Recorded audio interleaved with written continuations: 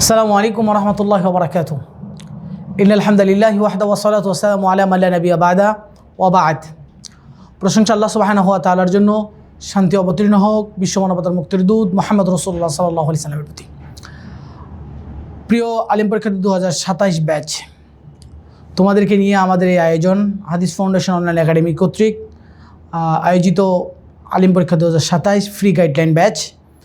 তোমাদের সাথে আমি আছি ইসলামের ইতিহাস নিয়ে।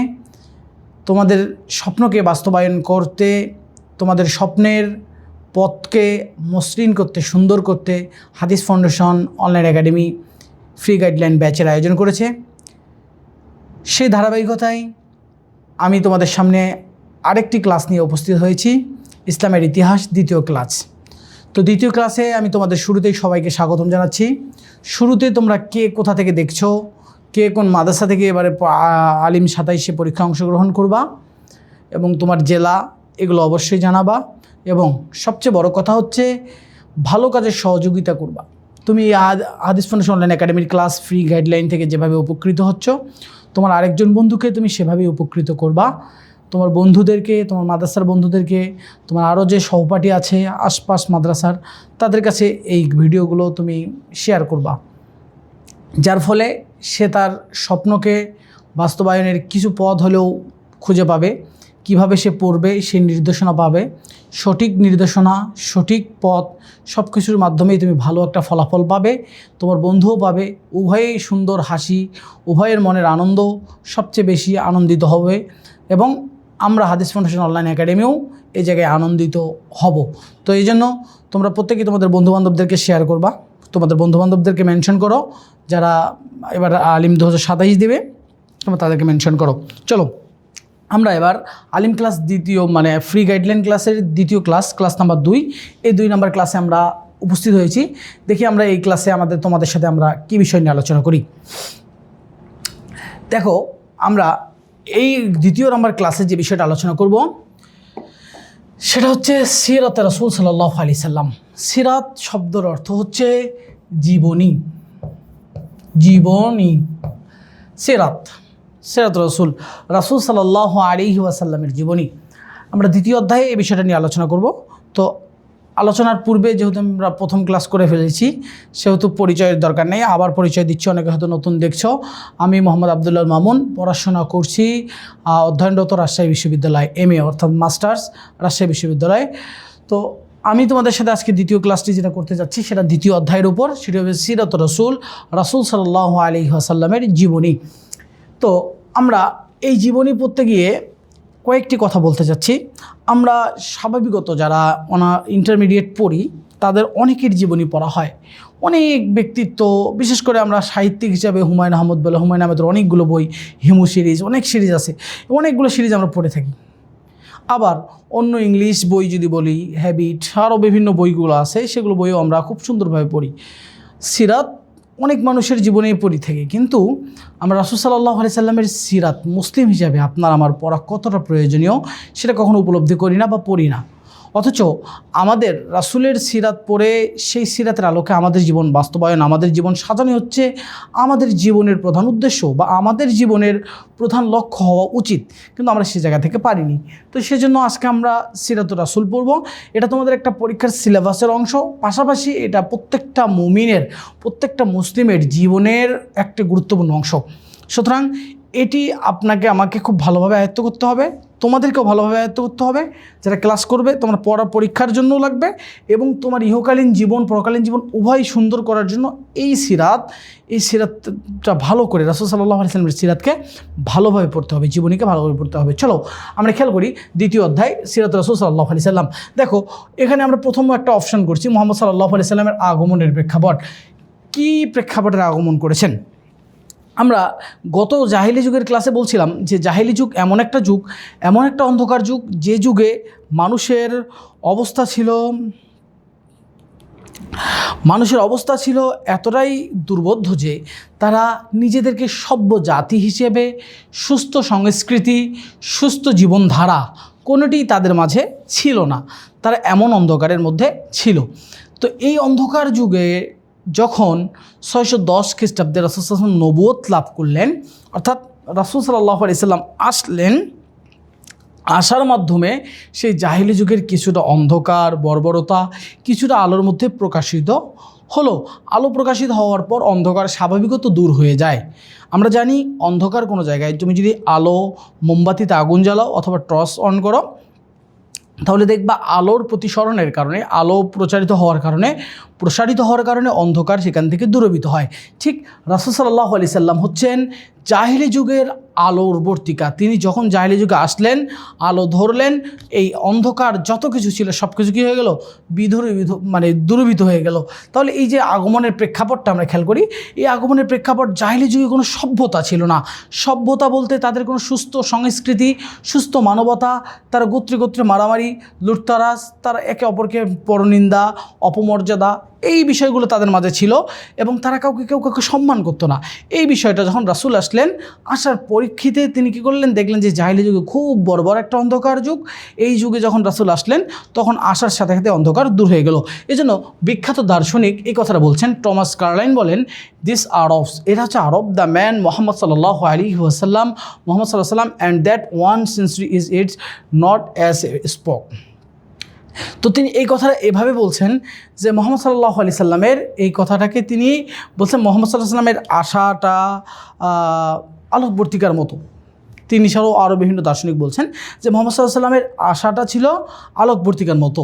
তিনি যখন আসলেন, আসার মাধ্যমে এই সমাজের এই শতাব্দীর সব কিছু কী হয়ে গেল, যেন ভেঙে গেল, আবার নতুনভাবে উজ্জীবিত হলো, অর্থাৎ আলো দ্বারা প্রচলিত হলো। ইনি একটা কথা বলছেন, এই কথাটা বলছেন ইনি।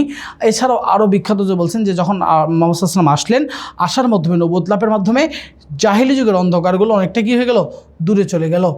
আসো আমরা এই প্রেক্ষাপট খেয়াল করলাম যে রাসূল আসার ফলে কি হলো, তাদের মধ্যে যে সেই শতাব্দীর যে অন্ধকার ছিল, অন্ধকার যুগ সব কিছু হয়ে গেল, শেষ হয়ে গেল। এবার আসো আমরা সিরাত রাসূল সাল্লাল্লাহু আলাইহি সাল্লাম এটা দেখব যে রাসূল সাল্লাল্লাহু আলাইহি সাল্লামের বংশ পরম্পরাটা খেয়াল করো। বংশ পরম্পরা মানে কোন বংশ থেকে শুরু হয়ে গেছে। রাসূল সাল্লাল্লাহু আলাইহি সাল্লামের মূল প্রথম ইব্রাহিম আলাইহিস সাল্লাম থেকে শুরু, তারপর ইসমাইল আলাইহিস সাল্লাম, সেখান থেকে এই পাশ থেকে শুরু করে তোমরা দেখো প্রত্যেকটা সিরিয়ালে আসে দেখো এই যে আব্দুল্লাহ, আব্দুল মুত্তালিব, এই যে আব্দে মানাব, ঠিক আছে, এখান থেকে মূলত এই ফিওর থেকে শুরু, এরপর আব্দুল্লাহ রাসূলের পিতা, তারপর রাসূল সাল্লাল্লাহু আলাইহি ওয়াসাল্লাম মুহাম্মদ সাল্লাল্লাহু আলাইহি সাল্লাম। এই যে এই বিষয়টা, এটা হচ্ছে সিলসিলা, এটা হচ্ছে বংশের সিলসিলা। তুমি এখানে খেয়াল করো, এটা পুরোটাই দেওয়া আছে, তুমি বুঝতে পারছো, এতটা জানার দরকার নাই।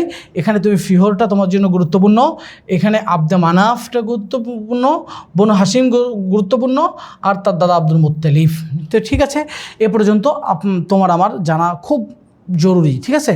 তো আমরা এই যে বংশপরম্পরা জানলাম, এরপর আসো আমরা প্রেক্ষাপট খেয়াল করলাম। প্রেক্ষাপটে কি, রাসূল সাল্লাল্লাহু আলাইহি ওয়াসাল্লাম সুস্থ কোনো, যে সময় আসছেন সে সময় সুস্থ সভ্য কোনো জাতির কোনো কালচার বা কৃষ্টি কালচার ছিল না। ফলে কি হয়ে গেছে, ফলে এসে এই সময়ে এসে তিনি যখন আসলেন, আসার ফলে অন্ধকারগুলো চলে গেলেন, তিনি আলোর পত্রিকা হিসেবে আসলেন এবং অন্ধকার চলে গেলেন, যেমনটা টমাস কার্লাইন বলে গেছেন।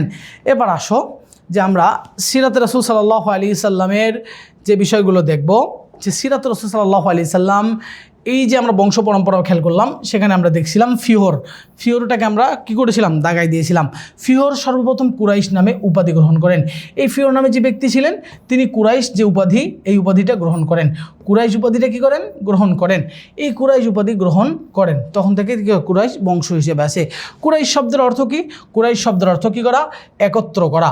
আরবি থেকে বলা হয় কি, জমা, ঠিক আছে, আরবিতে কী বলা হয়, জামআন, মানে একত্রিত করা।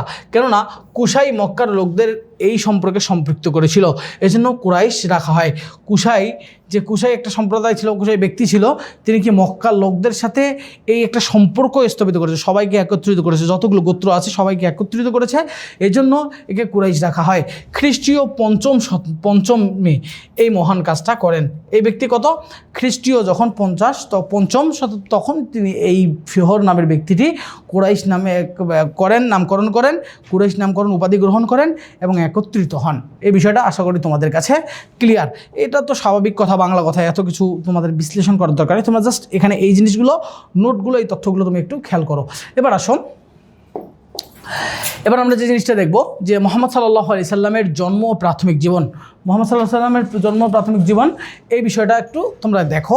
এখানে আমরা বলছি জন্ম নিয়ে কথা আছে কি, জন্ম নিয়ে ইতিহাসবেত্তাদের অর্থাৎ ঐতিহাসিকদের নিকট কিছু মতভেদ অর্থাৎ ইখতিলাফ আছে। কি আছে? ইখতিলাফ। তোমরা তো মাদ্রাসা স্টুডেন্ট, তোমরা তো অনেক পড়াশোনা করছো, যে নুরুল আনোয়ার পড়ো, সেখানে ইখতিলাফ দেখো, সারে বেকায়া পড়ো, সেখানে সারে ওকায়া, ওখানে তোমাদের ইখতিলাফ আছে। তো এই যে মতভেদ ইতিহাসে, রাসূল সাল্লাল্লাহু আলাইহি ওয়াসাল্লামের জন্ম নিয়ে ইতিহাসবিদদের নিকট একটা মতভেদ বা ইখতিলাফ আছে। তো এখানে কি তবারি, তাফসিরে তবারি, ইবনে খালদুন, ইবনে হিশাম, এনারা ইবনে হিশাম তাফসির সিরাতে ইবনে হিশাম এবং তবারি, ইবনে খালদুন এই প্রমুখ ব্যক্তিগণ বলছেন যে 12ই রবিউল আউয়াল নির্দেশ করেন। তারা বললেন তাদের মতে যে রাসূল সাল্লাল্লাহু আলাইহি সাল্লাম 12ই রবিউল আউয়াল মাসে জন্মগ্রহণ করেন, এই ব্যাপারটা তারা নির্দেশ করেন। তাহলে এখানে আমরা বলছি শুরুতে যে জন্ম তারিখ নিয়ে ইতিহাসবিদদের নিকট কি রয়েছে? মতভেদ রয়েছে। তো প্রথম নম্বর মতভেদ তবারি, তাফসিরে তবারি, ইবনে খালদুন এবং ইবনে হিশাম, সিরাতে হিশাম থেকে। তো এই তিনারা এখানে উল্লেখ করেছেন যে 12ই রবিউল আউয়াল রাসূলুল্লাহ সাল্লাল্লাহু আলাইহি ওয়াসাল্লাম জন্মগ্রহণ করেন। এবার দেখো 2 নম্বর কথা বলছেন আবুল ফিদা। আবুল ফিদার মতে 10 তারিখে, 10 রবিউল আউয়াল, 10 তারিখ মানে 10 রবিউল আউয়াল জন্মগ্রহণ করেন।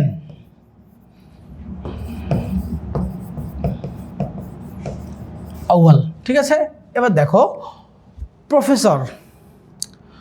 প্রফেসর ডক্টর মোহাম্মদ আসাদুল্লাহ আল গালিব, প্রফেসর ডক্টর মোহাম্মদ আসাদুল্লাহ আল গালিব তার বিখ্যাত বই সিরাত রাসূল সাল্লাল্লাহু আলাইহি ওয়াসাল্লাম, রাসূল সাল্লাল্লাহু আলাইহি ওয়াসাল্লামের জীবনীমূলক বাংলায় লেখা প্রথম কোনো বই, সরাসরি বাংলা ভাষায় লেখা কোনো বই, এই বইয়ে তিনি উল্লেখ করেন 9ই রবিউল আউয়াল মাসে জন্মগ্রহণ করেন। 9ই রবিউল আউয়াল মাসে জন্মগ্রহণ করেন। এখানে বলছিস বাংলা ভাষায় সরাসরি লেখা বই, কেননা এর আগে যে বইগুলো তোমরা দেখেছো আর রাহিকুল মাখতুম থেকে যে বইগুলো আছে, এই বইগুলো অধিকাংশই আরবি থেকে অনুবাদ করা, আর এটি হচ্ছে পুরোটাই বাংলা ভাষায় অনুদিত, বাংলা ভাষায় লিখা, অনুদিত না, বাংলা ভাষায় লিখা। সিরাত রাসূল পুরোটাই বাংলা ভাষায় লিখা, বাকিগুলো সোর্স ছিল আরবি থেকে অনুবাদ করে, তারা যা ছিল অনুবাদ পুরো অনুদিত করেছে, পুরোটাই সেভাবে অনুবাদ করেছে। কিন্তু এই বইগুলোতে ক্ষেত্রে কি, এই সিরাত রাসূলের ক্ষেত্রে হয়ে গেছে, সিরাত রাসূল পুরোটাই কী হয়েছে? বাংলা ভাষায় লেখা হয়েছে, বাংলা ভাষাভাষীদের জন্য মূলত এই বইটা লেখা হয়েছে। তো তিনি উল্লেখ করেছেন 9ই রবিউল আউয়াল মাসে রাসূলুল্লাহ সাল্লাল্লাহু আলাইহি সাল্লাম জন্মগ্রহণ করেন। এবং প্রফেসর ডক্টর মোহাম্মদ আসাদুল্লাহ আল গালিব স্যার, তিনি ছিলেন রাজশাহী বিশ্ববিদ্যালয়ের আরবি বিভাগের সাবেক একজন প্রফেসর এবং সাবেক চেয়ারম্যান ছিলেন, যিনি দীর্ঘ বর্ণাঢ্য একটা জীবন শিক্ষাক্ষেত্রে ব্যয় করেছেন, বিশ্ববিদ্যালয়ের ছাত্রদের শিক্ষা দিয়েছেন, পাশাপাশি তিনি কী করেছেন? সমাজ সংস্করণে বিভিন্ন ভূমিকায় রেখেছেন। তিনি এই বইটি লিখেছেন এবং সেই বইয়ে তিনি উল্লেখ করেছেন 9ই রবিউল আউয়াল মাসে রাসূলুল্লাহ সাল্লাল্লাহু আলাইহি ওয়াসাল্লাম জন্মগ্রহণ করেন। তাহলে আমরা 3টা খেয়াল করি। তবারি, ইবনে খালদুন, ইবনে হিশাম বলছেন রাসূল 12ই রবিউল আউয়াল জন্মগ্রহণ করেন। আবুল ফিদার মতে 10ই রবিউল আউয়াল জন্মগ্রহণ করেন। আর প্রফেসর ডক্টর মোহাম্মদ আসাদুল্লাহ আল গালিব স্যারের বিখ্যাত বই সিরাতুর রাসূল সাল্লাল্লাহু আলাইহি সাল্লামে তিনি বলেছেন যে 9ই রবিউল আউয়াল মাসে জন্মগ্রহণ করেন। তাহলে এখানে আমরা 3 জনের মত থেকে 3টা তারিখ পেলাম, 1, 9, 10 আর 12। এবার আসো 4 নাম্বার, আধুনিক জ্যোতির্বিদগণ মানে যারা তোমাদের কি করে তারিখ বর্ষ গণনা করে, তাদেরকে জ্যোতির্বিদ বলা হয়। তো এই জ্যোতির্বিদরা কি বলে? এটা প্রমাণ করে যে 9ই রবিউল আউয়াল তারিখে জন্মগ্রহণ করেন, অর্থাৎ রাসূলুল্লাহ সাল্লাল্লাহু আলাইহি সাল্লাম 9ই রবিউল আউয়াল জন্মগ্রহণ করেন। এটা আধুনিক যারা জ্যোতির্বিদ আছে, তোমরা ইন্টারনেটে গেলেই দেখতে পাবা। আধুনিক জ্যোতির্বিদদের মত হচ্ছে যে রাসূল সাল্লাল্লাহু আলাইহি সাল্লাম 9ই রবিউল আউয়াল তারিখে জন্মগ্রহণ করেন। সুতরাং মুহাম্মদ সাল্লাল্লাহু আলাইহি সাল্লাম 9ই রবিউল আউয়াল মাসে তারিখে জন্মগ্রহণ করেন। তাহলে তোমাদের কাছে এখানে ক্লিয়ার, যেখানে কয়েকটা মত আমরা পেলাম, 9, 10, 12, 3টা মত পেলাম। সর্বশেষ যারা আমরা এটা প্রমাণ হিসেবে খেয়াল করতে পারি, এটা হচ্ছে প্রমাণ বা দলিল হিসেবে আমরা নিতে পারি যে আধুনিক জ্যোতির্বিদগণ এটা মনে করেন যে 9ই রবিউল আউয়াল রাসূলুল্লাহ সাল্লাল্লাহু আলাইহি সাল্লাম জন্মগ্রহণ করেন। সুতরাং মুহাম্মদ সাল্লাল্লাহু আলাইহি সাল্লাম 9ই রবিউল আউয়াল জন্মগ্রহণ করেন। এবার আসো আমরা এইটাকে আরেকভাবে খেয়াল করি। আচ্ছা, এই যে এখানে আমরা আরেকটু কথা বলতে যাচ্ছি, সেটা হচ্ছে আমরা এখানে কি বলছি যে আধুনিক জ্যোতির্বিদ, এটা বলছি, এটা তোমরা খেয়াল করবা, মিশরীয়রা আধুনিক যারা জ্যোতির্বিদ তারা এই তথ্যটা দিয়ে দিয়েছে। এটা তোমাদেরকে লিখে দেওয়ার জন্য আমি দিলাম যে মিশরী জ্যোতির্বিদ, আধুনিক জ্যোতির্বিদ যারা ছিল, তারা একটা গণনার মাধ্যমে তারা এই জায়গাটাকে ক্লিয়ার করেছে যে রাসূল সাল্লাল্লাহু আলাইহি সাল্লাম 9 রবিউল আউয়াল মাসে জন্মগ্রহণ করছেন। সুতরাং অধিক বিশুদ্ধ হচ্ছে রাসূলুল্লাহ সাল্লাল্লাহু আলাইহি সাল্লাম 9 রবিউল আউয়াল তারিখে জন্মগ্রহণ করেন।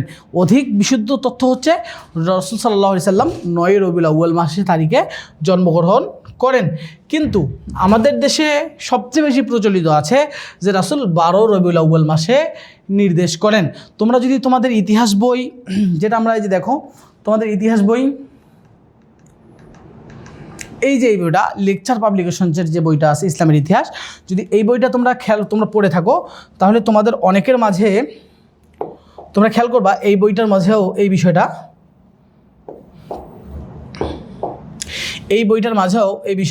বিষয়টা 9 রবিউল আউয়াল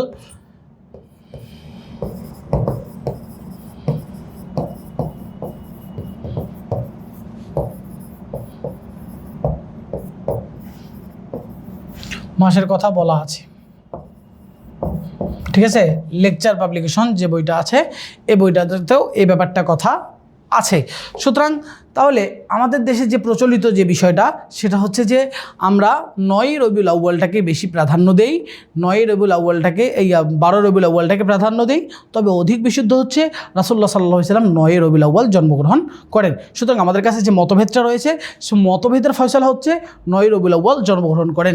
এখন তোমার কাছে প্রশ্ন আসতে পারে যে আমরা পরীক্ষায় যদি 9, 10, 11, 12 থাকে তাহলে আমরা কোনটাকে দিব?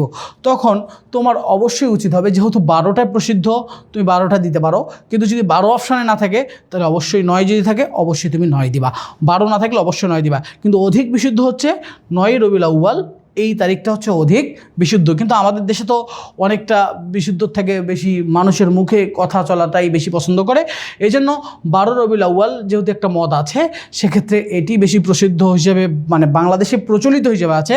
কিন্তু অধিক প্রসিদ্ধ এবং সত্য হচ্ছে 9 রবিউল আউয়াল। আশা করছি তোমাদের কাছে এই বিষয়টা ক্লিয়ার। এবার আসো যে রাসূল সাল্লাল্লাহু আলাইহি সাল্লামের জন্মগ্রহণ, এই ব্যাপারটা নিয়ে আমরা আরেকটু আলোচনা করি। রাসূল সাল্লাল্লাহু আলাইহি সাল্লাম যে দিনটিতে জন্মগ্রহণ করেছিলেন সেটা ছিল সোমবার। সেটা কি ছিল? সোমবার। সুতরাং মুহাম্মদ সাল্লাল্লাহু আলাইহি সাল্লাম 571 খ্রিস্টাব্দের 9 রবিউল আউয়াল তারিখে জন্মগ্রহণ করেন। ঠিক আছে, এখানে আরেকটা বিষয় হচ্ছে তোমরা মাথায় রাখবে যে তোমাদের জন্য আরেকটি বিষয় তোমরা সবসময় যেটা মাথায় রাখবে যে যখন তোমরা সালগুলো পড়বা ব্যক্তিকেন্দ্রিক, তখন ব্যক্তিকেন্দ্রিক সালগুলো পড়তে যায় তোমাদের সালের ব্যাপারটা অবশ্যই সুন্দরভাবে তোমাদের কাছে মাথায় রাখতে হবে যে কোন সাল কোথায় পড়ছো, কোন সাল কখন পড়ছো, সেই বিষয়টাকে তোমাকে সুন্দরভাবে মাথায় রাখতে হবে। তাহলে এই বিষয়টা তোমাদের কাছে ক্লিয়ার হয়ে যাবে। তাহলে দেখো এখানে বলছো 571 খ্রিস্টাব্দের 9 রবিউল আউয়াল তারিখে সোমবার জন্মগ্রহণ করেন। এটি তোমরা ইসলামের লেকচার পাবলিকেশনের ইতিহাস বইয়ে সুন্দরভাবে পাবা। ঠিক আছে, তাহলে এই যে 571 খ্রিস্টাব্দের 9 রবিউল আউয়াল জন্মগ্রহণ করেন। এবার আসো, পিতার নাম আব্দুল্লাহ। রাসূল সাল্লাল্লাহু আলাইহি সাল্লামের পিতার নাম কি? আব্দুল্লাহ। আর মাতার নাম কি? মাতার নাম হচ্ছে আমেনা। এই দুটো জিনিস তোমরা মাথায় রাখবা। পাশাপাশি তোমাদের আরেকটি তথ্য আমি তোমাদের জানার জন্য আমি বলতে চাচ্ছি যে দেখো আমরা এখানে আরেকটি কথা বলছিলাম যে এটা মিশরীয় জ্যোতির্বিদ বলছিলাম, তার নাম ছিল মাহমুদ ফালাক। তার নাম কি? মাহমুদ ফালাকি এবং তার টিম পুরোটাই গবেষণা করে এই নবীর আউয়াল মাসের যে হিসাবটা তারা বিশুদ্ধতা প্রমাণ করেছেন। এরপর দ্বিতীয় যে কথাটা আমরা বলছিলাম যে তোমরা এখানে রাসূল সাল্লাল্লাহু আলাইহি ওয়াসাল্লামের বাবার নাম মায়ের নাম মনে রাখবা, এটা তো সহজ, সবার মনে থাকে। নামকরণের বিষয় অর্থাৎ কুরাইশরা জিজ্ঞেস করলে রাসূল সাল্লাল্লাহু আলাইহি ওয়াসাল্লাম যখন জন্মগ্রহণ করলেন তখন জন্মের পূর্বে বাবা মারা যায় এবং মা ছিল, তখন জন্মগ্রহণ করলেন। তখন জন্মগ্রহণ করার কারণে অর্থাৎ রাসূলুল্লাহ সাল্লাল্লাহু আলাইহি ওয়াসাল্লাম যখন জন্মগ্রহণ করলেন জন্মের পূর্বে তিনি পিতাকে হারান আর তখন মাতা ছিলেন। তখন রাসূল সাল্লাল্লাহু আলাইহি সাল্লামের অভিভাবক ছিলেন তার দাদা আব্দুল মুত্তালিব।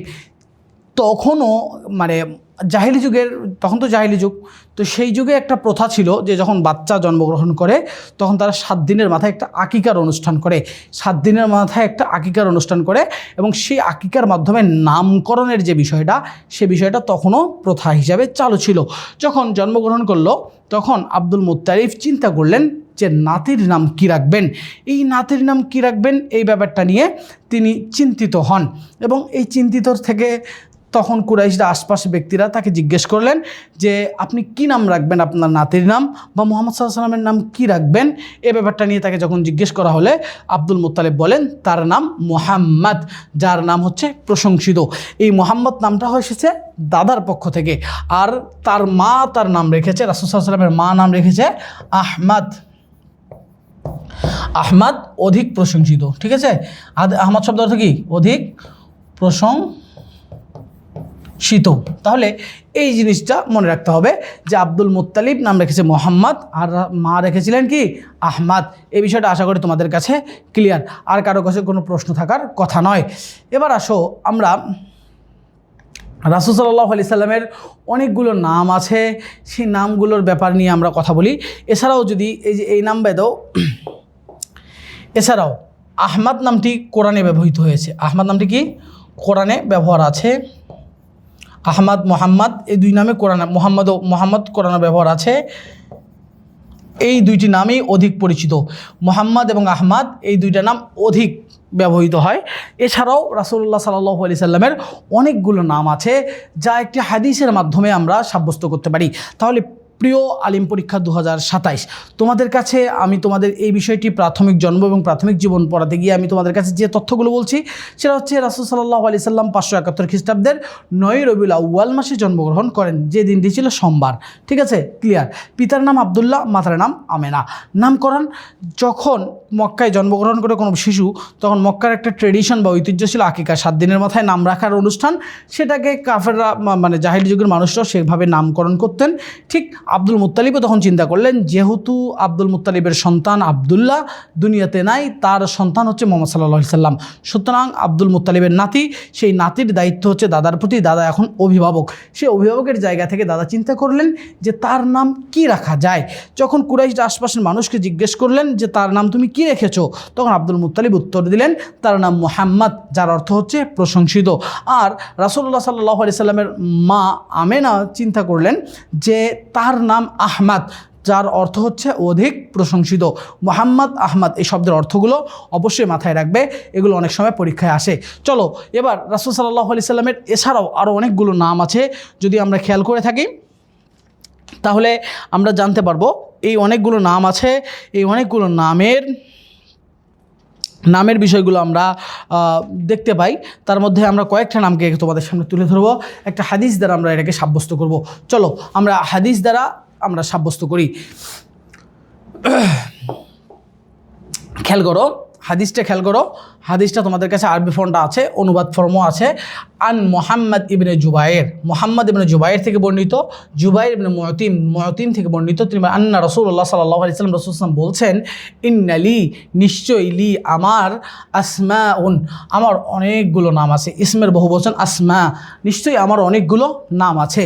লি আমার অনেকগুলো নাম আছে। আনা আমি মুহাম্মদ, আমি মোহাম্মদ। ও আনা আহমদ, আমি আহমদ। ও আনা মাহি, আর আমি কি? আমি বিদরিতকারী। আল্লাযী ইয়ামহুল্লাহু বিহিল কুফর, আল্লাহ যার দ্বারা কুফরকে বিতাড়িত করেছেন। মাহি শব্দটা কি? বিদরিত করা। আল্লাহ যার দ্বারা কি করেছেন? ইয়ামহুল্লাহু বিল কুফর, মানে কি করেছেন? কুফরকে, অস্বীকারকে, বা ইসলামের বিপরীত তো কুফুর, তাই তো? কুফুরকে কী করেছেন? ইসলাম আসার মাধ্যমে কুফুরকে বিদরিত করেছেন, এজন্য আমার নাম মাহি। ও আনা হাসার, আর আমি কি? একত্রিতকারী। আল্লাযী ইয়াহশুরুন নাসু আলা কদামাইনি, আর আমি মানুষ সকলকে কি করব? একত্রিত করব। ওয়ানাল আকিব, আর আমি হচ্ছে সর্বশেষ। আল্লাযী লাইসা বাদা আহাদুন, আল্লাযী লাইসা বাদাহু আহাদুন, আমার পরে আর কোনো নবী নেই, এজন্য আমি হচ্ছে আকেব, আমি কি করা, আমি সিলমোহর করা, অর্থাৎ নবুয়তে আমি সিলমোহরকারী, আমার পরে আর কোনো নবী আসছে না। তাহলে আমরা কয়টা নাম পেলাম? রাসূল বলছে ইন্নালি আসমাউন, আমার অনেকগুলো নাম আছে, তার মধ্যে একটা হচ্ছে মুহাম্মদ, যার অর্থ হচ্ছে প্রশংসিত, আহমদ অধিক প্রশংসিত, মাহি বিদরিত করো বিদরিতকারী, আল্লাযী ইয়ামহুল্লাহু বিহিল কুফর, যার মাধ্যমে আল্লাহ কি করেছেন, কুফুরকে বিদরিত করেছেন, ওয়ানাল হাসের, আর হাসের শব্দের অর্থ হচ্ছে একত্রিত করো, আল্লাযী ইয়াহশুরুন নাস আলা কদিবাইনি, যিনি কি করবেন, কিয়ামতের দিনে মানুষকে একত্রিত করবেন, ওয়ানাল আকিব, আর যিনি কি, আকিব মানে হচ্ছেন খতম করে দেওয়া, শেষ করে দেওয়া, আল্লাযী লাইসা বা'দা আহাদ, তিনি কি করেছেন, নবুয়তের সিলসিলার খতম করেছেন, যার পরে আর কোনো নবী আসবে না। এই নামগুলো হচ্ছে মুহাম্মদ সাল্লাল্লাহু আলাইহি সাল্লামের। এখানে আমরা 5টা নাম পেলাম, একটা হচ্ছে মুহাম্মদ, আহমদ, মাহি, হাসর, আকিব, এই 5টা নাম আমরা পেলাম। এই 5টা নামের অর্থগুলো আমাদেরকে একটু মাথায় রাখতে হবে। চলো তোমাদের সুবিধার্থে আমি এটির অনুবাদও এখানে তুলে ধরেছি, তোমরা একটু খেয়াল করলে অনুবাদটা তোমাদের কাছে ক্লিয়ার হবে। দেখো বাংলায় অনুবাদ করে জুবাইর ইবনে মুতিম রাদিয়াল্লাহু তাআলা আনহু বর্ণিত, তিনি রাসূল সাল্লাল্লাহু আলাইহি সাল্লাম বলছেন, আমার অনেকগুলি নাম আছে, আমি মুহাম্মদ প্রশংসিত, আমি আহমদ সর্বাধিক প্রশংসিত, আমি মাহি বিদরিতকারী, আমার মাধ্যমে আল্লাহ কুফরিকে বিদরিত করেছেন, আমি হাসের জমাকারী, কেননা সমস্ত লোক কিয়ামতের দিন আমার কাছে জমা হবে, সমস্ত লোক কী করবে, ইয়াহশুরু আলা কদিবাইনি, আমার কাছে কি আসবে, তারা একত্রিত হবে, আমি আকেব সর্বশেষ আগমনকারী। তিনি কি বলছেন, যে আমি সর্বশেষ আগমন করি, অর্থাৎ আমার মাধ্যমে খতম করে দেওয়া হয়েছে, নবুয়তের সিলসিলা বন্ধ করে দেওয়া হয়েছে, আমার পরে আর কোনো নবী নাই। হাদিসটা বুখারীর 4896 নম্বর হাদিস, মুসলিমের হাদিস নাম্বার হচ্ছে 2354 নম্বর, মিশকাত 5776 নম্বর হাদিস। তাহলে এই বিষয়গুলো দ্বারা বোঝানো হয়েছে রাসূলের অনেকগুলো নাম আছে, তার মধ্যে এই কয়েকটা নাম হচ্ছে অন্যতম গুরুত্বপূর্ণ নাম। এবার নিচে খেয়াল করো, মুহাম্মদ আর আহমদ হলো মূল নাম, বাকিগুলো হলো গুণবাচক নাম। তাহলে এবার খেয়াল করো, রাসূলের মূল নাম কি, মুহাম্মদ এবং আহমদ, এই দুইটা হচ্ছে মূল নাম, আর বাকিগুলো হচ্ছে গুণবাচক। তাহলে মুহাম্মদ এবং আহমদ এই দুইটা নাম কোরআনে বর্ণিত আছে। কোথায় আছে? কোরআনে বর্ণিত আছে। এই দুটো নাম মূল নাম, আর হাদিসে অসংখ্য আরও নাম আছে, সেগুলো হচ্ছে গুণবাচক নাম। যেমন তুমি খেয়াল করো, দেখো মাহি, মাহি মানে কি, বিদরিতকারী, এটা দ্বারা কি বোঝাচ্ছে, একটা গুণ বোঝাচ্ছে, আল্লাহ আমার দ্বারা একটি কী করেছে, কুফুরকে বিদরিত করেছে। হাসের, আমি জমাকারী, আমার নিকট কিয়ামতের দিন সকল মানুষ একত্রিত হবে, আল্লাযী ইয়াহশুরুন নাস আলা কদিবাইনি, আমার নিকট অনেক মানুষ কি হবে, একত্রিত হবে। আমি আকিব, আমি সর্বশেষ, আমার মাধ্যমে নবুয়তের সিলসিলাকে খতম করা হয়েছে, শেষ করা হয়েছে, আমার পরে আর কোনো নবী আসবে না।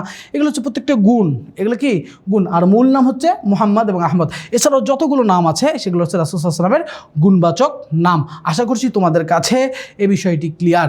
তো চলো আমরা পরের বিষয়টাই যাই। এটা মাথায় রাখবা যে রাসূলের মূল নাম দুইটা, মুহাম্মদ এবং আহমদ, বাকি যতগুলো নাম আছে সবগুলো রাসূল সাল্লাল্লাহু আলাইহি ওয়াসাল্লামের গুণবাচক নাম। কি নাম? রাসূল সাল্লাল্লাহু আলাইহি ওয়াসাল্লামের গুণবাচক নাম।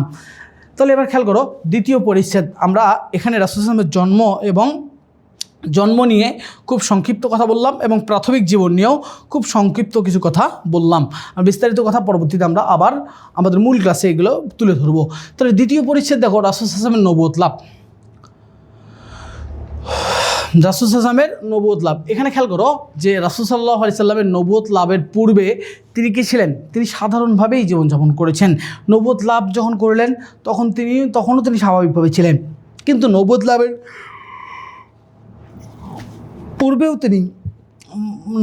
পূর্বেও তিনি কি করেছেন? তিনি আরবের সবার কাছে আল আমিন নামে, কি নামে?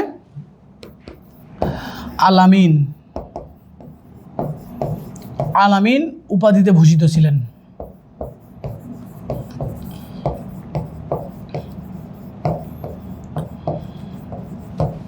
তাহলে এই যে রাসূল সাল্লাল্লাহু আলাইহি ওয়াসাল্লাম নবুয়ত লাভের পূর্বেও সবার সাথে আলামিন সত্যবাদী হিসেবে পরিচিত ছিলেন, কারণ রাসূল সাল্লাল্লাহু আলাইহি ওয়াসাল্লাম ছোট্টবেলা থেকেই তিনি সৎ নীতিতে আদর্শে কী ছিলেন? অটুট ছিলেন। তো এবার আসি আমরা দ্বিতীয় পরিচ্ছেদ নিয়ে যে আলোচনা করব, সেটা হচ্ছে রাসূল সাল্লাল্লাহু আলাইহি সাল্লামের নবুয়ত লাভ, অর্থাৎ আল্লাহর পক্ষ থেকে ঐশী বাণী প্রাপ্তের যে আলাপ আলোচনা বা যে পরিস্থিতি, সেটি নবুয়ত লাভের মাধ্যমে হয়ে থাকে। তো এই যে হয়েছিল সে ব্যাপারটাই আমরা এখানে খেয়াল করব। নবুয়তের প্রয়োজনীয়তা, কেন নবুয়তের দরকার ছিল, এই ব্যাপারটা আমরা এখানে আলোচনা করব। 1 নাম্বার, আল্লাহ তাআলা তার দুনিয়ার সার্বিক পথ চলা ও সহজসাধ্য সুন্দর করার জন্য নবুয়ত ও রিসালাতের প্রবর্তন করেন। কেননা এবার আসি আমরা, আল্লাহ সূরাতুজ জারিয়াত 56 নম্বরে বলছেন, ওমা খলাকতুল জিন্না ওয়াল ইনসা ইল্লা লিয়াবুদুন, আমি জিন এবং মানুষ জাতিকে সৃষ্টি করেছি আমার ইবাদত বা দাসত্ব করার জন্য। তাহলে এই যে দাসত্ব বা ইবাদত করব, আমরা এই ইবাদত করতে গিয়ে দেখা যায় যে আমরা যখন দুনিয়ায় আসার পর আসার পর দুনিয়ার বিমুখতা, দুনিয়ার চাকচিক্যময় সৌন্দর্য সব কিছু আমাদের কি করে, আল্লাহ আমাদেরকে সৃষ্টির যে উদ্দেশ্য আমরা ইবাদত করব, সেই উদ্দেশ্য থেকে আমাদেরকে অনেক দূরে নিয়ে যায়। ঠিক ইতিপূর্বে যতগুলো মানুষ ছিল, যতগুলো সম্প্রদায় ছিল, তাদেরও ঠিক এমন অবস্থায় ছিল। তারা যখন দুনিয়ায় আসার পর আল্লাহকে বাদ দিয়ে তারা পাথর পূজা করতো, গরুর পূজা করতো, গরুর বাছুরের পূজা করতো, চন্দ্রের পূজা করতো, সূর্যের পূজা করতো, গাছের পূজা করত, অগ্নির পূজা করত, মাজুসি বিভিন্ন ধরনের পূজা করত। অথচ তাদেরকে আল্লাহ সৃষ্টি করেছে আল্লাহর দাসত্ব করার জন্য।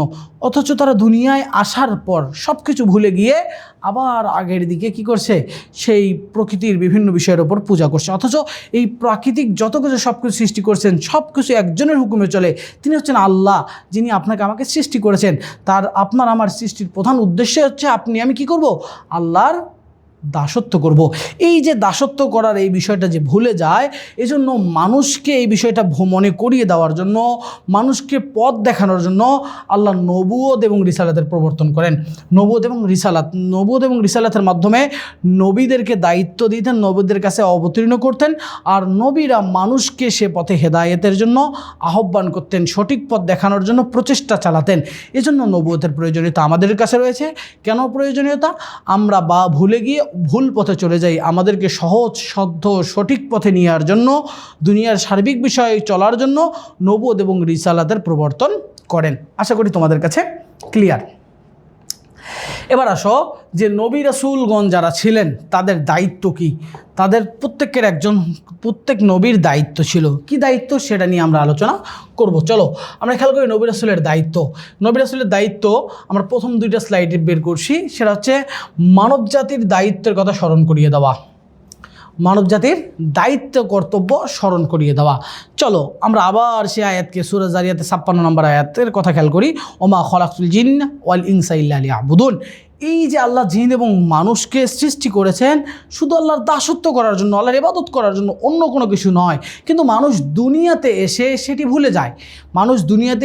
ভুলে যায়, মানুষ কুফুরের সাথে আতাত করে, মানুষ কুফুরকে দুনিয়ার চাকচিক্য সৌন্দর্যের সাথে বিমোহিত হয়ে আল্লাহর যে দেওয়া পথ, আল্লাহর সাথে যে দেওয়া কথা, আল্লাহর দেওয়া দেখানো পথে চলা থেকে অন্য পথে চলে যায়, অর্থাৎ পথকে পরিবর্তন করে ফেলে।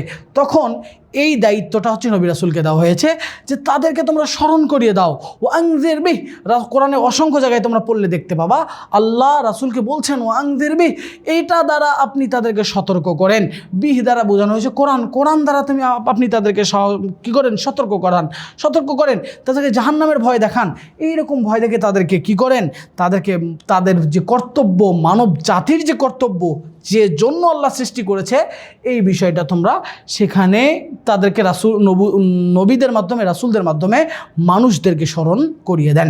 2 নম্বর, অজ্ঞতাপূর্ণ জাহিলি যে নিয়মকানুন, এগুলোকে রহিত করেন, বাদ দেন। অর্থাৎ যখন নবী রাসূল আসলেন তখন কোরআনের আল্লাহর ঐশী বাণী, কোরআন আল্লাহর জাসমানি গ্রন্থগুলো, সেগুলো যখন আসলেন নবী রাসূলদের প্রতি, তখন তারা তাদের নির্ধারিত সমাজে, তাদের সময়ের সম্প্রদায়ের মাঝে যে অজ্ঞতা, যে বর্বরতা, যে নিকৃষ্ট সভ্যতা ছিল, সেই সভ্যতাগুলো এই কোরআনের বাণী দ্বারা, এই আসমানি গ্রন্থের বাণীগুলো দিয়ে তারা কী করতেন, রহিত করে দিতেন। এটাও একটা নবীদের কাজ ছিল। নবী রাসূলদের কাজ ছিল কি, মানব জাতিকে তাদের কর্তব্য স্মরণ করিয়ে দেওয়া। 2 নম্বর কাজ, তাদের সমাজে যত অনিয়ম, উশৃঙ্খল, যত বেইনসাফি কাজবাজ ছিল সবগুলোকে দূর করে দেওয়া, বাদ দেওয়া, এটাও নবীদের কাজ ছিল। এবার আসো আমরা খেয়াল করি মানব জাতিদের দায়িত্বর কোন জিনিসটাকে মনে করিয়ে দেওয়া। 1 নম্বর, আল্লাহর ইবাদত কথা, আল্লাহর ইবাদতের কথা বলেন, অর্থাৎ মানব জাতির কাজ দুইটা, একটা আল্লাহর ইবাদত বন্দেগীর কথা মনে করিয়ে দেওয়া। এই নবী রাসূলরা সবসময় কী করেছেন? আল্লাহর ইবাদতের কথা বলে দিয়েছেন। আপনি যত কোরআন, তোমরা সবাই কোরআন পড়েছো, তোমাদের কোরআন সিলেবাস আছে, কোরআনে সূরা আনাম, সূরা আনফাল, এগুলো পড়লেই দেখতে পাবা ইয়া কওমে আবুদুল্লাহ। প্রত্যেক নবীর দাওয়াত ছিল একটাই, লা ইলাহা ইল্লাল্লাহ, আল্লাহ ছাড়া সত্য কোনো ইলাহ নাই, এই কথা স্বীকৃতি দেওয়া, অর্থাৎ আল্লাহর সাথে কোনো অবস্থাতেই শিরক না করা, আল্লাহর ইবাদত বন্দেগীর কথা, এক আল্লাহর জন্য সব কিছু ইবাদত বন্দেগী করা। এই বিষয়গুলোই এখানে সুন্দরভাবে নবী রাসূলের কাজ ছিল তাদের উম্মাহর প্রতি এটা বুঝিয়ে দেওয়ার জন্য। এরপর 2 নম্বর কাজ ছিল কি? শিরক বেদাত থেকে দূরীভূত করা, অর্থাৎ 2 নম্বর কাজ ছিল মানুষকে শিরক বেদাত থেকে সাবধান করা। এই যে শিরক বেদাত, এই শিরক বেদাত হচ্ছে খুব ভয়াবহ এক অবস্থা, খুব ভয়াবহ পরিণতি। এই যে শিরক বেদাত, আপনি জীবনে অল্প আমল করেছেন কিন্তু শিরক বেদাত করেন নাই, ওই আমল যতটুকু ফ্রেশ থাকবে, কিন্তু আপনি আমলই করেন নাই, অথচ শিরক বেদাত বেশি, আপনার অবস্থার আমলের অবস্থা খুব খারাপ। যেমন আল্লাহ বলছেন লা ইন শাকারতুম লাযীদান্নাকুম, যে আল্লাহ পবিত্র কোরআনে বলছেন শিরক এবং বেদাতের ব্যাপারটা, এই শিরক এবং বেদাতটা প্রত্যেক নবী রাসূল কী করেছেন? সেই সমাজের মানুষকে শিরক বেদাত থেকে দূরে রাখার জন্য পরামর্শ দিয়েছেন, সেই মানুষদেরকে সবসময় উৎসাহিত করেছেন যে আপনারা শিরক এবং বেদাত থেকে দূরে থাকেন। শিরক হচ্ছে আল্লাহর সাথে বড় জুলুম, যেটা সূরা লোকমানে আল্লাহ বলছেন ইন্নাশ শিরকা লা যুলমুন আযীম, নিশ্চয়ই শিরক বড় জুলুম। ইয়া বুনাইয়া লা তুশরিক বিল্লাহ, লোকমান হাকিম তার পুত্রকে উপদেশ দিচ্ছে, হে আমার বৎস, তুমি শিরক থেকে বিরত থাকো, কেননা শিরক হচ্ছে বড় জুলুম, এই জুলুমটা হচ্ছে আল্লাহর সাথে, সুতরাং তোমরা শিরক থেকে বিরত থাকো। এই জিনিসটা নবী রাসূলরা বারবার বুঝিয়ে দিয়েছেন, বারবার নবী রাসূলদেরকে বুঝিয়ে দিয়েছেন। ঠিক আল্লাহ কোরআনে বলছেন যে তোমরা যদি শিরক করতেই থাকো লা ইয়াহবাতান্না আমালুক, অবশ্যই তোমাদের আমলগুলো যা আছে সব বিনষ্ট করে দিবে। কী করবো? তোমরা যদি একের পর এক শিরক করতেই থাকো, আল্লাহর সাথে সমকক্ষ করো, আল্লাহর সাথে দুনিয়ার কাউকে আল্লাহ সমকক্ষ বানিয়ে দাও, আল্লাহ ইলাহ হিসাবে, সে আল্লাহ আসমা ও সিফাতের ক্ষেত্রে, আল্লাহর একত্বের ক্ষেত্রে, রুবুবিয়্যাতের ক্ষেত্রে, সব কিছুর ক্ষেত্রে তুমি যদি আল্লাহর সাথে কাউকে বসিয়ে দাও সেই স্থানে রব, তার সব কিছু রব হিসাবে মানো, তাহলে আল্লাহর সাথে যে ব্যক্তিকে তুমি মিলিয়ে দিবা, তখন তুমি শিরক করে ফেলবা। আর এই শিরকের কারণে তোমার শত ভালো আমল, যত ভালো আমল থাক, ভালো কাজ থাক, সব কী হয়ে যাবে? ধ্বংস হয়ে যাবে। এই কথাটা নবী রাসূল প্রত্যেক মানুষকে বুঝিয়ে দিয়েছেন। প্রত্যেক নবী দেখবা যখনই বলছি ইয়া কওমে আবুদুল্লাহ লা তুশরিকু বিহি শাইয়্যা, যখনই তুমি আয়াতগুলো দেখবা, এই আয়াতগুলো কম বেশি একের পর এক মানে কাছাকাছি কিছু আয়াত আছে যে তোমরা আল্লাহর সাথে ইবাদত করো কিন্তু কখনো আল্লাহর সাথে শিরক করো না। যেমন হাদিসে আছে তোমরা আল্লাহর ইবাদত করো, কখনো তোমরা কী করো না? শিরক করো না। যদি তোমাকে আগুনে ফেলে দেওয়া হয়, তোমাকে মেরে ফেলা হয়, তারপরে তুমি কখনো শিরকের সাথে কী করো না? আপোষ করো না। এই দাওয়াতগুলো নবী রাসূলগণ দিয়েছেন, নবী রাসূলের কাজই ছিল এটা। এরপর কি? বিদআত কি? বিদআত হচ্ছে যেটা রাসূল সাল্লাল্লাহু আলাইহি সাল্লাম করে যান নাই, কিন্তু এবাদতের নামে আমরা চালাই। রাসূল ইবাদত করেন নাই, যে ইবাদত সেটা আমরা ইবাদতের নামে রাসূলের নামে চালাই, অথচ রাসূল করেন নাই। এটা নতুন উদ্ভব। এই বেদাত, শিরক বেদাত দূরীভূত করার জন্য মানুষকে নবী রাসূলগণ উদ্বুদ্ধ করেছেন, কেননা এই দুইটাই হচ্ছে প্রাণঘাতী, এই দুইটাই হচ্ছে মানুষের প্রাণঘাতী, অর্থাৎ আপনার আমলগুলো, সব আমলের সব প্রাণ সে কেড়ে নিবে শিরক বেদাত। সুতরাং নবী রাসূলরা যেমন মনে করে দিতেন আল্লাহর ইবাদত করবেন, ঠিক শিরক বেদাত থেকে দূরীভূত করার জন্য মানুষকে সাবধান করতেন, সতর্ক করতেন। এরপর আসেন আল্লাহর ইচ্ছা অনুযায়ী জীবনযাপনের পদ্ধতি শেখান। এরপর যে এই যে জাহেলি যুগের যে নীতি নিয়মকানুন রহিত করে দিয়েছেন, এই রহিত করার পর সেখানে পবিত্র কোরআনের যে ঐশী বাণী অর্থাৎ রাসূল সাল্লাল্লাহু আলাইহি সাল্লামের অমীয় বাণী এবং আল্লাহ সুবহানাহু ওয়া তাআলার নির্দেশনা যেগুলো ছিলেন, সেগুলো দুইটাই একসাথে মিশে সমাজের মানুষের জীবন যাতে সুন্দর হয়, এই সুন্দর জীবনযাপনের জন্য সুন্দর পদ্ধতি শেখান, যার ফলে আমরা আজকে ইসলামী যে সভ্যতাগুলো পাই, এই ইসলামী সভ্যতাগুলো পাওয়ার ফলে সেই সময় জাহেলি যুগ দূরে চলে যায়, জাহেলি যুগ থেকে অন্ধকার যুগ আস্তে আস্তে দূরীভূত হয়ে যায়, আলোর প্রতিসরণ চতুর্দিকে ছড়িয়ে পড়ে এবং আলো কী হয়ে যায়? আলোর মাধ্যমে অন্ধকারগুলো দূর হয়ে যায় এবং চতুর্দিকে আলো জ্বলিয়ে দেয়। ঠিক যখন কোরআন আসলো, হাদিসের বিষয়গুলো আসলো, যখন রাসূল সাল্লাল্লাহু আলাইহি সাল্লাম সবগুলো মানুষকে এই দাওয়াতগুলো দিলেন যে তোমরা আল্লাহর ইবাদত করো, আল্লাহর ইবাদতের জন্য তোমরা সৃষ্টি করা হয়েছে, তোমরা আল্লাহর সাথে শিরক করো না, আর আল্লাহ এই বিধান বিধানগুলো আমাদের জন্য দিয়েছেন এগুলো তোমরা গ্রহণ করো। যারা এইগুলোকে গ্রহণ করেছে তারা আল্লাহর ইচ্ছা অনুযায়ী জীবনযাপন করেছে, তারা সুন্দরভাবে এই দুনিয়ায় বসবাস করেছে। সুতরাং তোমাদের কাছে এই জিনিসটা ক্লিয়ার যে নবী রাসূলের যে দায়িত্ব, এই দায়িত্বগুলো হচ্ছে এটাই যে মানব জাতিকে সতর্ক করা। যেমন আল্লাহ কোরআনে বলছেন অনেক জায়গায় ওয়াংযির বিহি, মুহাম্মদ সাল্লাল্লাহু আলাইহি সাল্লামকে উদ্দেশ্য করে রাসূল বলছেন, আল্লাহ বলছেন যে ওয়াংযির বিহি, হে আমার নবী মুহাম্মদ সাল্লাল্লাহু আলাইহি সাল্লাম, আপনি এই পবিত্র কোরআন দ্বারা তাদেরকে সতর্ক করান, তাদেরকে ভয় দেখান। এরকম দ্বারা ভয় দেখিয়ে তাদেরকে কি করেন, আপনি তাদেরকে পথ দেখান, যে পথ ইহদিনাস সিরাতাল মুস্তাকিম সিরাতাল্লাযীনা আনআমতা আলাইহিম, সরল সঠিক পথ দেখানোর যে ব্যাপার, এই সরল সঠিক পথে দেখানোর কথা বলেছেন। এবং শিরক পাশাপাশি কি বলেছেন, শিরক বেদাত থেকে দূরীভূত করেছেন। যতগুলো নবী রাসূল আসছেন প্রত্যেক নবী রাসূল এই শিরক এবং বেদাতের বিরুদ্ধে বলছেন। প্রত্যেক নবী রাসূল শিরকের বিরুদ্ধে বলেছেন যে তোমরা কোনো অবস্থাতে আল্লাহর সাথে শিরক করো না। আমরা অনেক আয়াতকে এভাবে দেখতে পাবো, ইয়া কওমি আবুদুল্লাহ, হে আমার কওম তোমরা আল্লাহ এক আল্লাহর ইবাদত করো, ওয়ালা তুশরিকা বিহি শাইয়্যা, আর কখনো তোমরা আল্লাহর সাথে শিরক করো না। এরকম অনেক আয়াত তোমরা আমরা পাশাপাশি দেখতে পাই, অনেক আয়াত আছে এরকম ভাঙা, মানে এক জায়গায় আছে আবার আরেক জায়গায় আছে, আবার কখনো এক আয়াত পাশাপাশি আছে। তো এই বিষয়গুলো আমাদের কী করতে হবে, অবশ্যই এগুলো মাথায় রাখতে হবে। আল্লাহর ইচ্ছা অনুযায়ী জীবনযাপনের পদ্ধতি শেখান, ঐশী বাণী, অর্থাৎ অজ্ঞতার যুগ, অজ্ঞতা যে যুগ ছিল, কোরআন এবং হাদিস যখন নবী রাসূলগণ পেলেন, অর্থাৎ আসমানি গ্রন্থগুলো যখন নবী রাসূলরা পান, তখন সেই জাহেলি যুগের তাদের নির্ধারিত সময়ে যে জাহেলি যুগগুলো ছিল, সেই জাহেলি যুগের সব বিধানগুলোকে বাদ দিয়ে ওই কোরআন, ওই ঐশী আসমানি বাণীতে যা আছে, আল্লাহর যে নির্দেশনা আছে, সেই নির্দেশনা অনুযায়ী নিজ নিজ নবী রাসূল তাদের সেই সম্প্রদায়, সেই জাতিদেরকে দাওয়াত দিয়েছেন এবং তাদেরকে শুধরিয়ে নিয়েছেন, ইসলাহ করেছেন। সুতরাং এই ছিল নবী রাসূলের দায়িত্ব, আর আমরা আমাদের সেই দায়িত্ব নবী রাসূলগুলো পালন করে গেছেন। ঠিক মুহাম্মদ সাল্লাল্লাহু আলাইহি সাল্লাম রাসূল হিসেবে, নবী রাসূল হিসেবে সর্বশেষ ছিলেন, যার পরে আর কোনো নবী আসবে না, কোনো রাসূল আসবে না, যার মাধ্যমে সব কিছু দাওয়াতের সিলসিলা বন্ধ হয়ে গেছে, অর্থাৎ নবুয়তের সিলসিলা বন্ধ হয়ে গেছে, যার মাধ্যমে নবুয়তের সিলসিলা বন্ধ হয়ে গেছে, আর কোনো নবী আসবে না। কিন্তু কি করবে, দাওয়াতের পদ্ধতি চলতেই আছে, আর দাওয়াত কারা দিচ্ছেন, আলেম ওলামারা দিচ্ছেন। সুতরাং রাসূলের যে দায়িত্ব, সেটি নবী রাসূলগণ এই দায়িত্ব পালন করে গেছেন এবং মানুষকে সতর্ক করে গেছেন। এখন আলেম ওলামারা মানুষদেরকে যেভাবে কি করে দাওয়াত, ইসলামের যে দাওয়াত পদ্ধতি দেন, ঠিক সেভাবেই আর নবী রাসূলরা দায়িত্ব যেগুলো পেয়েছেন সে যথাযথভাবে পুঙ্খানুভাবে মানুষের কাছে কীভাবে শুদ্ধভাবে পৌঁছানোর প্রচেষ্টা তারা শতভাগ করে গেছেন। এবং সেই ধারাবাহিকতায় আমরা আজকে ইসলামের যে সুন্দর এক জীবন বিধান, সেটা আমরা পেয়ে আসছি, সুন্দর শান্তি সব কিছু আমরা পেয়ে আসছি, যারা আমরা ইসলাম মেনে আছি, যারা আমরা রাসূল সাল্লাল্লাহু আলাইহি সাল্লামের কথাগুলোকে গ্রহণ করেছি, নবী রাসূলদের কথাগুলোকে গ্রহণ করেছি এবং আমাদের জীবনে বাস্তবায়ন করেছি, সেই দাওয়াত থেকে আমরা উপকৃত হতে পেরেছি। সুতরাং তোমাদের কাছে এই বিষয়টা ক্লিয়ার। চলো আমরা পরবর্তীতে যে বিষয়টা নিয়ে আলোচনা করি। প্রাথমিক পর্যায়ে ওহী, রাসূলুল্লাহ সাল্লাল্লাহু আলাইহি সাল্লামের যেহেতু নবুয়তের ব্যাপারে আমরা কথা বললাম, তো এই যে দাওয়াত, নবুয়ত কি, রাসূল সাল্লাল্লাহু আলাইহি ওয়াসাল্লামের কাজ কি, জাতিকে সহযোগিতা কী করা, সতর্ক করার আরেকটা মাধ্যম কি, নবুয়ত লাভ করা। তো রাসূল সাল্লাল্লাহু আলাইহি সাল্লামের কাছে যখন প্রাথমিক ওহী আসলেন, আল্লামা শিবলি নোমানী রাহিমাহুল্লাহ বলেন যে নবুয়তের ভূমিকা হিসাবে স্বপ্নে তার নিকট বহু রহস্য উদ্গোজ্য হতে লাগলো।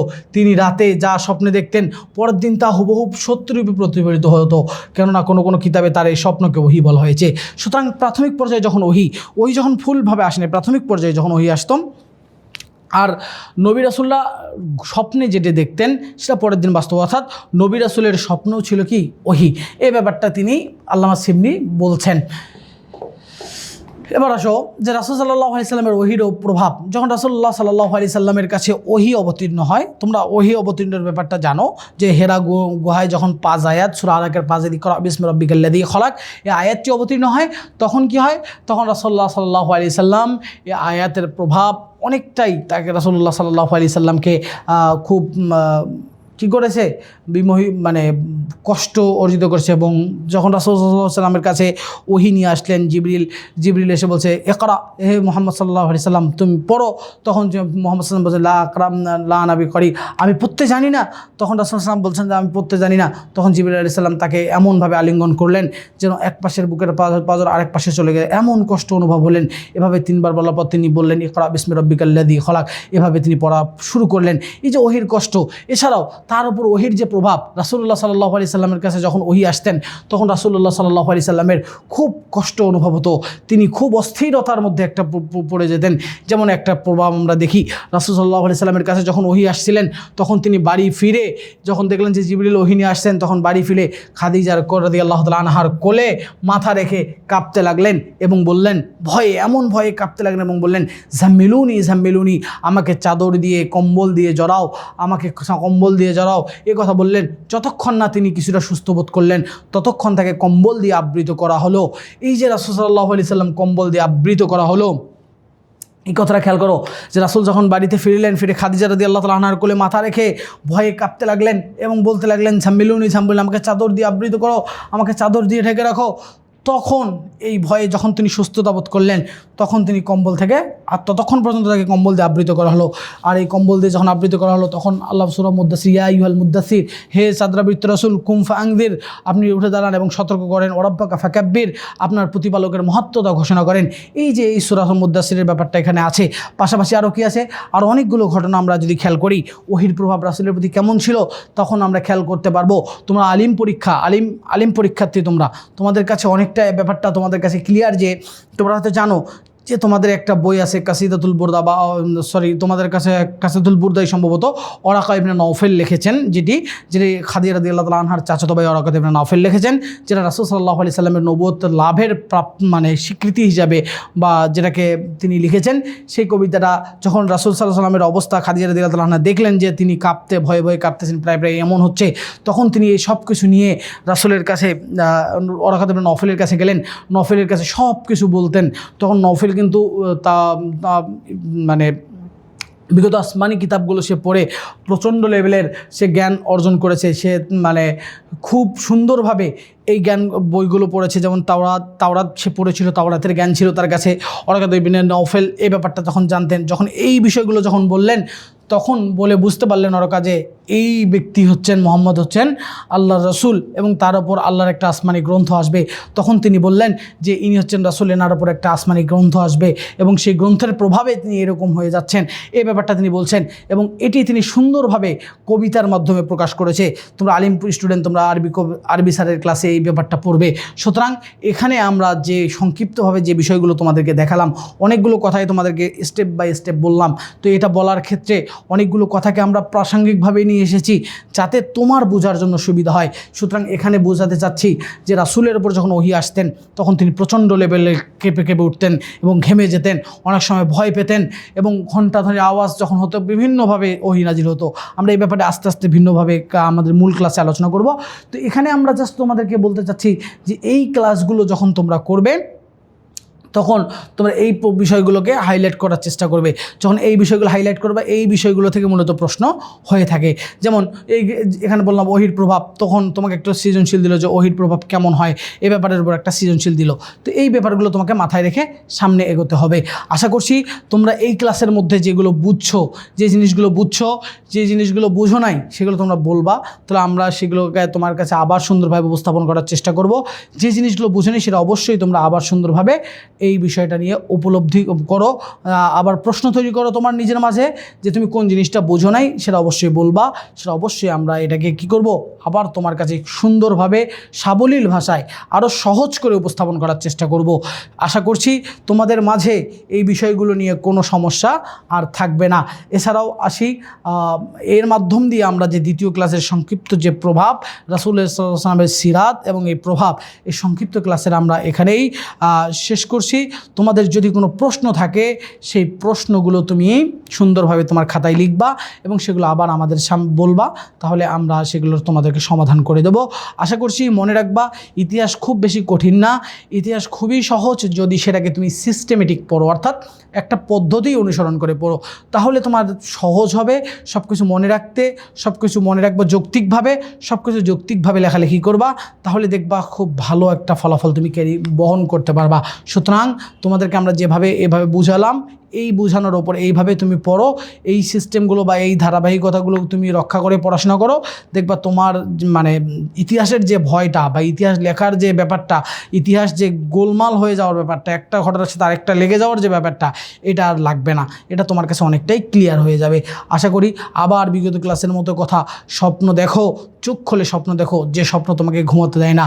ইংলিশ সেই W.H. উডেনের কবিতা ড্রিমস, এই ড্রিমস কবিতাটাকে তুমি তোমার কাছে স্বপ্ন দেখার মতো লেগে থাকো। তিনি যেমন বলছে যে চোখ খুলে স্বপ্ন দেখো, যেটা তুমি ঘুমিয়ে স্বপ্ন দেখো যে সেটা স্বপ্ন নয়, যেটা চোখ খুলে তুমি স্বপ্ন দেখো সেটা স্বপ্ন। অর্থাৎ যে স্বপ্ন তোমাকে কখনো ঘুমোতে দেয় না, যে স্বপ্ন তোমাকে আড্ডাবাজিতে লিপ্ত হতে দেয় না, সেই স্বপ্ন দেখো। তোমাকে যেই স্বপ্ন সফলতার নিগে, যেই স্বপ্ন তোমাকে সামনের দিকে এগিয়ে নিয়ে যেতে পারে, সেই স্বপ্ন দেখো।